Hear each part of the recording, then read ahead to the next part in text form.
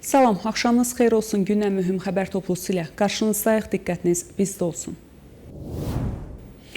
İndi isə daha ətraflı. Bugün Azərbaycan Silahlı Qüvvələrinin yaranma günüdür. Azərbaycan Silahlı Qüvvələri Azərbaycan Xalq Cümhuriyyəti Parlamentinin 26 iyun 1918-ci il tarixli qərarı ilə Gəncədə yaradılıb. 1920-ci ildə Azərbaycan Xalq Cümhuriyyəti süqut etdikdən sonra ordu buraxılıb və 1991-ci il oktyabrın 9-da Ali Sovetin qərarı ilə silahlı qüvvələr yenidən yaradılıb. Hazırda Azərbaycan həm döyüş qabiliyyətinə, həm də maddi-texniki imkanlarına görə bölgədə ən güclü dövlət hesab olunur. Silahlı qüvvələrin strukturuna quru qoşunları, hərbi hava qüvvələri və hava hücumundan müdafiə qoşunları və hərbi dəniz qüvvələri daxildir. Vurğulayaq ki, artıq Azərbaycan xalqı silahlı qüvvələr gününü böyük sevinç və qürur hissi ilə qeyd edir. Azərbaycan Respublikasının prezidenti Müzəffər Ali Başkomandan İlham Əliyevin rəhbərliyi ilə şanlı Azərbaycan ordusu Azərbaycan torpaqlarını 30 ildən bəri işğal altında saxlamış Ermənistan silahlı qüvvələrini darmadağın edib. Əzəli və tarixi torpağımız olan Qarabağ düşmən işğalından azad olunub. Azərbaycan ərazi bütövlüyü və suverenliyini bərpa edib. Davam edirik. Avropa Komissiyasının sədri Ursula von der Leyen iyulun 1-də Azərbaycana gələcək. Məlumata əsasən bu səfər Avropa Komissiyası sədrinin Ermənistana səfərindən sonra baş tutacaq və onun 2022-ci ilin iyulundan bəri Azərbaycana ilk səfər olacaq. Qarşıdakı səfər zamanı Avropa İttifaqı ilə Azərbaycan arasında münasibətlərin cari vəziyyəti və perspektivlərinin, enerji əməkdaşlığının, eləcə də regional proseslərin müzakirə olunacağı gözlənilir. Brüsselin Cənubi Qafqazda nəqliyyat, enerji və rəqəmsal əlaqələri gücləndirmək səyləri fonunda baş tutacaq regional səfərdə Ursula von der Leyeni Avropa İttifaqının genişlənmə üzrə komissarı Marta Kos müşayiət edəcək. İranın Xarici İşlər Naziri Abbas Araqçı X sosial şəbəkəsində Aşura münasibəti ilə paylaşdığı mesajda öldürülmüş ali lider Əli Xamneyni İmam Hüseynlə müqayisə edib, o paylaşımına Xamneynin təsvir olunduğu bir rəsm əsərini də əlavə edib.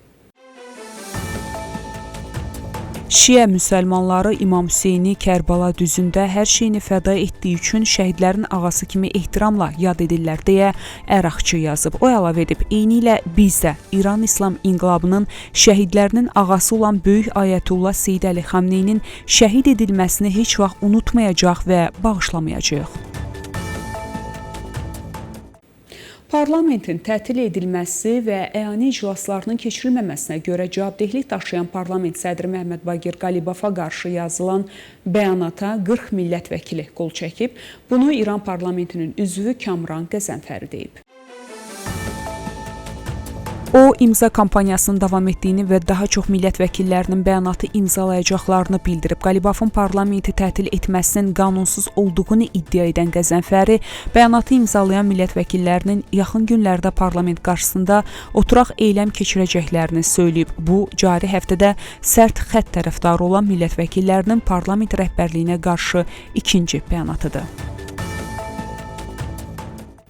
Xəbərlərimiz davam edir. İranın Sistan və Bəlucistan əyalətinin cənub bölgələrində ən azı 1000 nəfərə yaxın insan dengi qızdırmasına yoluxub. Bu haqda Bəlucistan İnsan Hüquqlarını Sənədləşdirmə Şəbəkəsi məlumat yayıb. Məlumata görə yoluxanların müalicəsi üçün uyğun şərait və dərmanların olmaması xəstələr arasında ölüm hallarının artması barədə narahatlıqları artırıb. Yoluxmuş insanların sayı artsa da Bəlucistanın bir çox şəhəri hələ də mütəxəssis həkimlər, diaqnostika müəssisələri, tibbi avadanlıqlar və səhiyyə infrastrukturu çatışmazlığı ilə üzləşir. Bu vəziyyət xəstələrin diaqnozu, onlara qulluq və müalicəsi prosesini daha da çətinləşdirir deyə məlumatda bildirilib. Bununla yanaşı risk altında olan ərazilərdə səhiyyə xidmətlərinin və profilaktik tədbirlərin gücləndirilməməsi diqqətə çatdırılıb. Bunun yoluxanların sayının artması ilə nəticələnəcəyi barədə xəbərdarlıq edilib. İranın polis qüvvələri Zahidan Bəm yolunda şəxsi minik avtomobilinə atəş açıblar. Bu barədə Bəlucistan İnsan Hüquqlarını Sənədləşdirmə Şəbəkəsi məlumat yayıb. Məlumata görə atəş nəticəsində 68 yaşlı Vahid Şahnavazi adlı şəxs həlak olub, 45 yaşlı Fəraməz Şahnavazi isə yaralı vəziyyətdə həbs edilib. Onların narkotik maddələrin qanunsuz dövriyyəsində şübhəli bilindiklərinə görə güllələndikləri qeyd edilib. Buraxılışımız davam edir. Oman sahilləri yaxınlığında ticarət gəmisi zədələnib. Günah TV'nin məlumatına görə Oman sahilləri yaxınlığında və Hürmüz boğazında hərəkət edən yük gəmisi naməlum raket zərbəsinə məruz qalıb və zədələnib.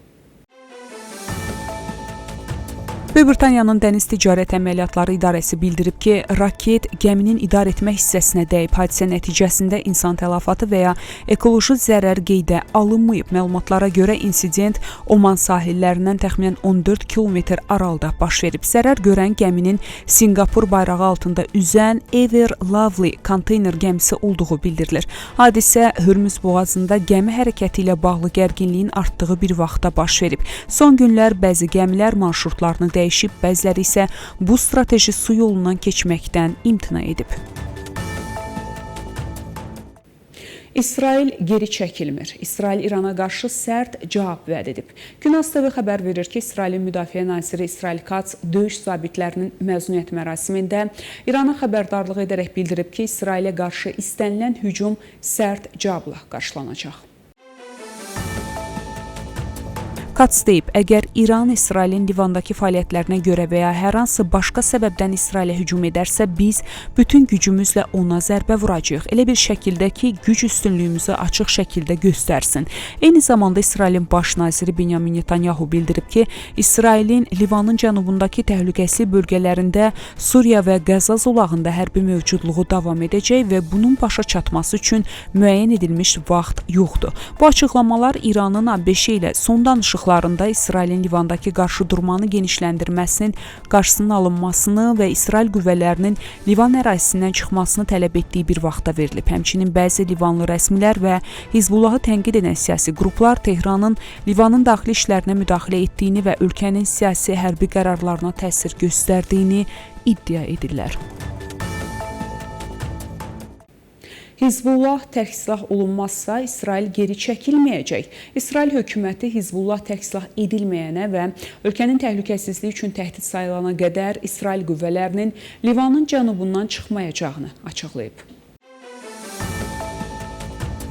Hizbullah tərk silah olunmayana qədər Livandan çıxmayacaq. İsrail Livanın cənubundan qüvvələrinin çıxmasını Hizbullahın tərk silah edilməsi şərtinə bağlayıb. İsrail hökumətinin sözçüsü David Menser bildirib ki, İsrail qüvvələrinin hər hansı geri çəkilməsi yalnız Livanın cənubunun qeyri-hərbiləşdirilməsindən və Hizbullahın silahsızlaşdırılmasından sonra həyata keçiriləcək. O vurğulayıb ki, İsrail heç bir silahlı qruplaşmanın ölkə sərhədləri yaxınlığında fəaliyyət göstərməsinə icazə verməyəcək və vətəndaşlarının təhlükəsizliyini prioritet hesab edir. Bu açıqlamalar Livan və İsrail arasında ABŞ vasitəçiliyi ilə danışıqların davam etdiyi bir vaxtda verilib. ABŞ dövlət katibi Marco Rubio iki tərəfin ilkin razılaşmaya yaxınlaşdığını bildirib. İsrail hərbçiləri Livanın cənubundakı iki ayrı hadisədə radikal Hizbullah terror təşkilatının 6 silahlısını aşkarlayıblar və onlara atəş açıblar. Bu barədə İsrailin Müdafiə Ordusunun mətbuat xidməti xəbər verib. İsrail hərbçilərinin məlumatına görə ordu Zautar əl-Şərqiyə kəndi yaxınlığındakı təhlükəsizlik zonasında əskərlər üçün təhlükə yaradan 5 Hizbullah döyüşçüsü aşkarlayıb. Bundan əlavə İsrail hərbçiləri Əli Əl-Tahir silsiləsi yaxınlığında Hizbullahın bir silahlısını aşkarlayıb. İsrail ordusu hədəfləri aşkar etdikdən sonra hərbi hava qüvvələri və quru bölmələrinin onlara atəş açdığını və təhdidi aradan qaldırdıqlarını bildirib. Mətbuat xidməti həmçinin vurğulayıb ki, İsrail qoşunları Əli Əl-Tahir silsiləsi ərazisində fəaliyyətini davam etdirir və Hizbullah döyüşçülərinin yeraltı tunel şəbəkəsindən çıxmasına və ya ərazidə fəaliyyət göstərməsinə imkan verməyəcək. Davam edirik. 17 ildən sonra ilk dəfə Trump 1400 nəfərlik heyətlə Ankaraya gəlir. Günah TV xəbər verir ki, ABŞ prezidenti Donald Trump NATO liderlərinin Ankarada keçiriləcək sammitində iştirak etmək üçün Türkiyəyə səfər edəcək. ABŞ prezidenti NATO sammitində iştirak edəcək. NATO sammiti 7 və 8 iyul 2026-cı il tarixlərində Ankarada keçiriləcək və Tramp bu görüşdə iştirak edəcəyini təsdiqləyib. Məlumata görə Trampın iyulun 6-sı və ya 7-si Ankaraya gələcəyi gözlənilir. Bu səfər fəaliyyətdə olan ABŞ prezidentinin Türkiyənin paytaxtına təxminən 17 ildən sonra ilk səfər olacaq. Bildirilib ki, Tramp siyasi şəxslər, diplomatlar, hərbçilər və təhlükəsizlik nümayəndələrindən ibarət təxminən 1400 nəfərlik heyətlə Türkiyəyə səfər edəcək.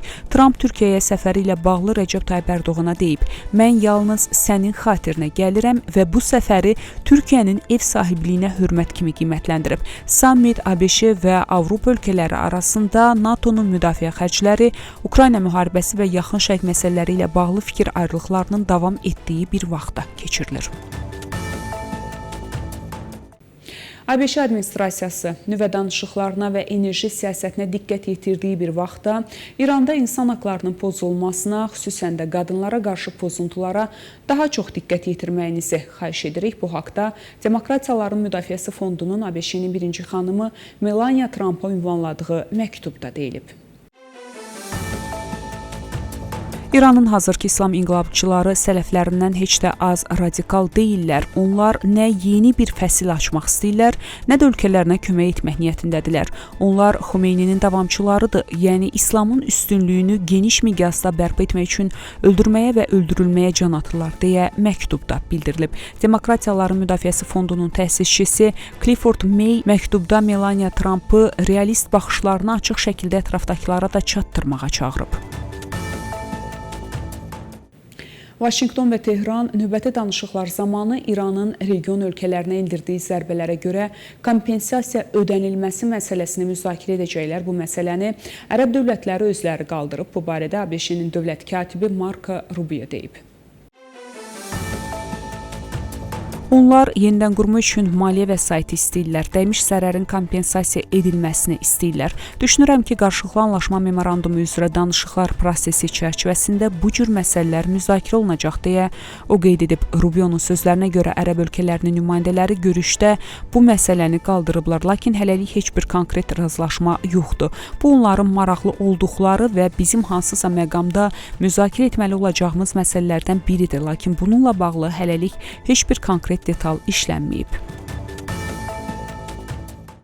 Yaponiya hökuməti İranda pisləşən humanitar vəziyyəti aradan qaldırmaq üçün bu ölkəyə 10 milyon dollar təcili humanitar yardım ayırıb. Bu haqda Yaponiya Xarici İşlər Nazirliyi məlumat yayıb.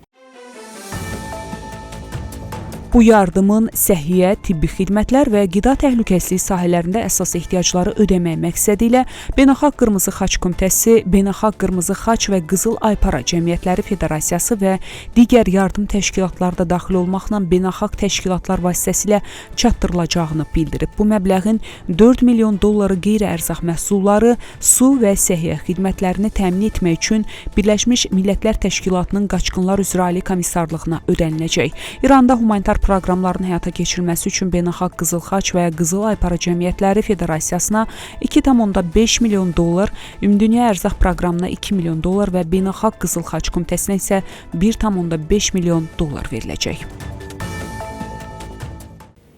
Belə hörmətli tamaşaçılar, bugünə çatdıracağım əsas xəbərlər bunlar idi. Görüşmək ümidi ilə salamat qalın.